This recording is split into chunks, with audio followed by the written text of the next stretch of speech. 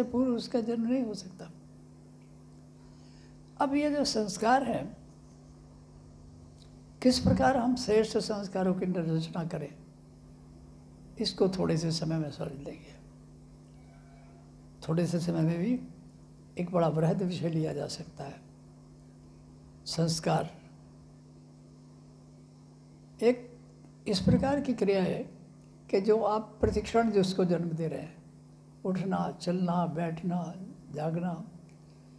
इसलिए महर्षि वशिष्ठ ने कहा था राम से कि हे राम, उठते बैठते, सोते जागते, चलते फिरते तुम पूर्ण समर्पण भाव में उस ब्रह्म के रह करके कार्य करो। क्योंकि गुरु दीक्षा दे रहे थे वो उस समय क्या करना, तब तुम्हारा जो समस्त कार्य है वो दिव्यता से भरा होगा। तो ये संस्कारों का ही प्रतिपादन था। तो संस्कार को आप साधारण भाषा में समझ लिए थोड़े समय के अंदर, ये एक ऐसा टेप रिकॉर्ड जैसा है, क्योंकि आज ही की भाषा का प्रयोग होना चाहिए कि जो प्री कंप्यूटराइज है, पहले से वो कंप्यूटराइज है, और उस टेप को मशीन में लगा दिया गया और फिर उसको मशीन में चलती है वो। हमारे भी जो संस्कार हैं वो अंतःकरण के अंदर अंकित है, टेप्ड है। और जन्म जब हमने लिया तो एक टेप, साधारण भाषा समझने के लिए एक कैसेट हमारे सारे संस्कारों के अनुसार चल रही है, और हमसे कई बार वो काम करा देती है जो हम करना नहीं चाहते। हम वो बोलने के लिए प्रेरित हो जाते हैं जो हमारी बोलने की न इच्छा थी न भाव था, और वो घटनाएं करा देती है जिसके कई बार बड़े दुष्परिणाम भोगने पड़ते हैं, बड़ी बड़ी दुर्घटनाएं कर जाती हैं। उदाहरण के लिए एक बड़ा सात्विक प्रवृत्ति का व्यक्ति, लेकिन वो कहीं जा रहा है और जाते हुए उसने कहीं पर कोई ऐसी दुर्घटना हुई कि उसको देखने के लिए खड़ा हो गया। बाकी सब लोग चले गए। अब पुलिस वहाँ पर आई, उसने कहा आपकी तो ज़रूरत है, आप चलिए हमारे साथ। कह लेंगे मेरा तो कोई मतलब नहीं, मैं तो ऐसे ही खड़ा हो गया था। तो नहीं, ऐसे ही नहीं खड़ा हो गया था, क्रिया है। उसको जेल जाना है, उसको बंदी बनना है।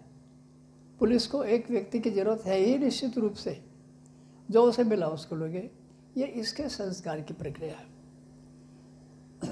तो संस्कार जो है, अब इसकी थोड़ी सी व्याख्या अभी हम भौतिक रूप से और कर दें। ये तब तक हम संस्कारों के बंदी हैं जब तक हमने ये मान लिया है कि मेरी बुद्धि अपनी है, मेरा मन अपना है, मेरा प्राण अपना है, मैं स्वयं अपने अस्तित्व से निर्मित हूँ।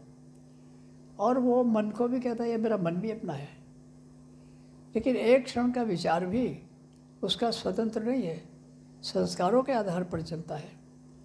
इसलिए कब उसके जीवन में कौन सी घटना घट जाएगी, वो कहाँ चला जाएगा, क्या कर जाएगा, किस दुर्घटना का शिकार हो जाएगा या किस सुघटना का शिकार को प्राप्त कर लेगा, ये पता नहीं लगता। क्योंकि वो सब घटनाएं संस्कारों से अपने आप चल रही हैं। जिस तरह आप एक कैसेट चला देते हैं, आपने मान लो कोई वस्तु, कोई घटना देखी है, उसको रिकॉर्ड कर लिया और आपने उसको चला दिया, तो उस आपको तो पता है कि उसमें क्या है, लेकिन जिन्होंने नहीं देखा उनको पता नहीं है।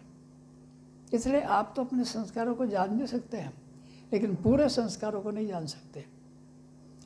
इसलिए संस्कारों की व्याख्या में अधिक समय न बिताते हुए मैं ये कहूँगा कि संस्कारों के प्रति जागृत रहना चाहिए। क्योंकि ये प्रच्छन्न रूप से किस किस प्रकार के संस्कार हैं कह नहीं सकते। ये आपको विपत्ति में पहुँचा सकते हैं, ये आपको संपत्ति समृद्धि की ओर भी ले जा सकते हैं। तो जब आप दिव्य से जुड़े रहेंगे, जब आप ईश्वरीय शक्ति से जुड़े रहेंगे, जब आप साधना से जुड़े रहेंगे, तो आपको उस जगह पर जाने से रोक दिया जाएगा इस मन के ही द्वारा कि जहाँ पर कोई दुर्घटना या संभावित बात होने वाली है इस प्रकार की। और तब आप आश्चर्य करेंगे कि ये यदि नहीं रोकता तो मुझे तो इसकी बड़ी क्षति उठानी पड़ती।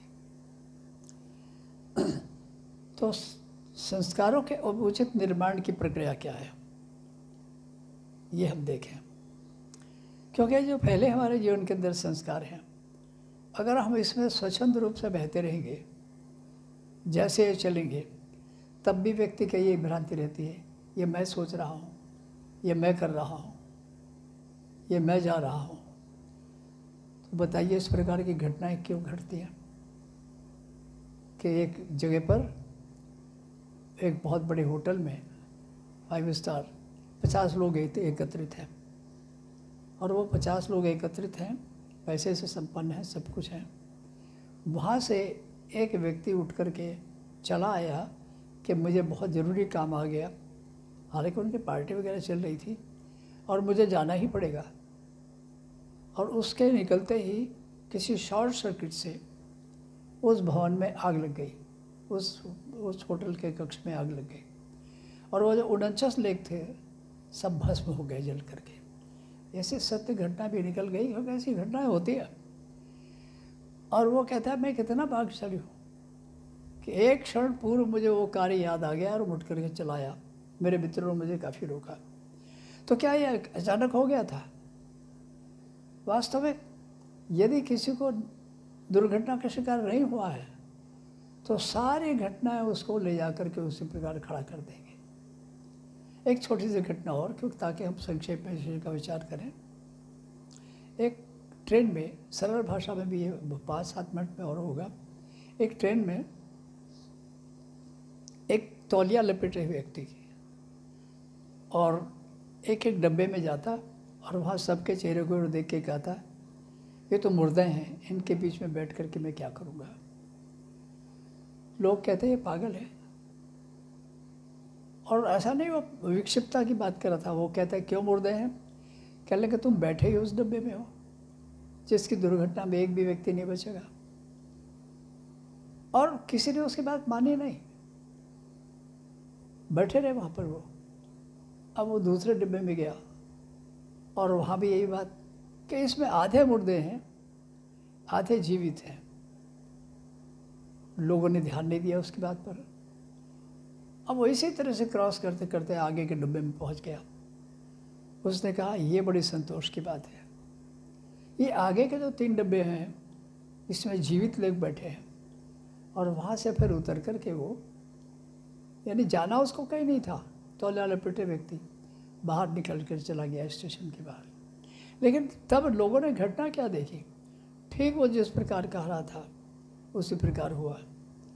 तो संस्कारों की एक संक्षिप्त प्रति मैं यही बता रहा हूँ केवल कि हमें अपने संस्कारों को सरलता से न लेकर के गंभीरता से यदि लेना शुरू कर दें, गंभीरता से माने एक एक क्षण सजग जिए, तो हम देखेंगे कि हमारे संस्कारों ने हमें बंदी नहीं बनाया, हम संस्कारों के बंदी नहीं रह गए। और इस दिव्यता में, इस समाधि में हमारे अंदर दुर्घटना, समस्या, रोग, इस प्रकार के संस्कारों में हम लगभग 90% विजय प्राप्त कर लेंगे। इसलिए बड़े बड़े कुछ योगियों ने कहा है कि मैं जब तक चाहूँगा इस धरती पर रहूँगा, क्योंकि उन्होंने अपने संस्कारों को जीत लिया था।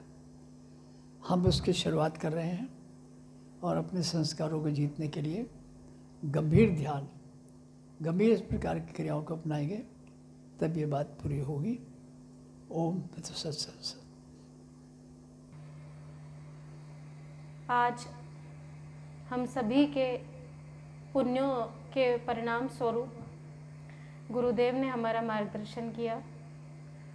आप सभी से आशा करती हूँ कि आप इस प्रवचन को नित्य अपने निधिध्यासन में, अपने चिंतन मनन और स्वाध्याय में लाएंगे और उसके बाद उस गहराई को पकड़ने की कोशिश और चेष्टा आप करें कि स्वामी जी अपने अंतःकरण की साधना की गहराइयों से हमको क्या बताना चाह रहे हैं और किस जगह हमको पहुंचाना चाह रहे हैं। अर्थात कहने का तात्पर्य ये है कि हमारी सारी साधनाओं का उद्देश्य, हमारे सारे अध्ययन स्वाध्याय का उद्देश्य, पूजा पाठ का उद्देश्य उस परम सत्य को जानना है। तो इसी भाव के साथ अपनी वाणी को मैं विराम देती हूँ, छोटे से संकीर्तन के साथ।